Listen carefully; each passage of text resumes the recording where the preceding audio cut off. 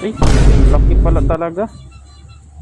Dalawang ganyan, tapos tatlo na ito. Grabe naman nag-book na ito.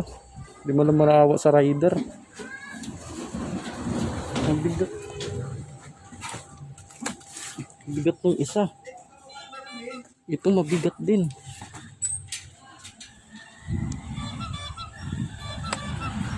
Kaya yan? Hindi ko naman scooter type yung ano ko.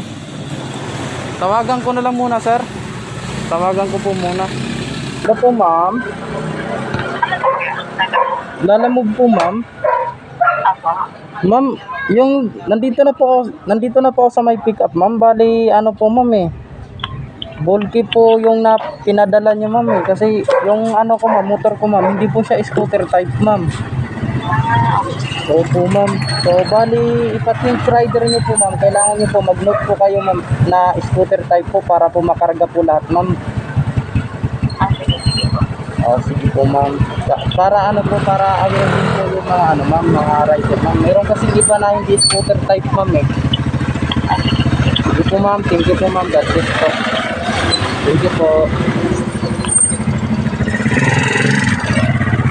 So, dapat guys, yung mga nagbo-book na mga CS dyan, dapat mag-note sila na ano, scooter type or kaya ano, kasi minsan yung pinapadala nyo guys is bulky. So meron kasi hindi scooter type na naglalamove, kaya dapat aware, dapat yung mga na-CS dapat maglalagay ng note na ganun para di naman masayang yung pagpunta ng rider.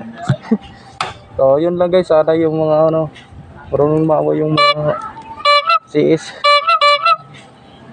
Daming dala guys, isang ano yun, dalawang karton at tatlong maliliit, pero yung tatlong maliliit na yung mabibigat, pero kaya ng ano yun, scooter type guys, kaya yun.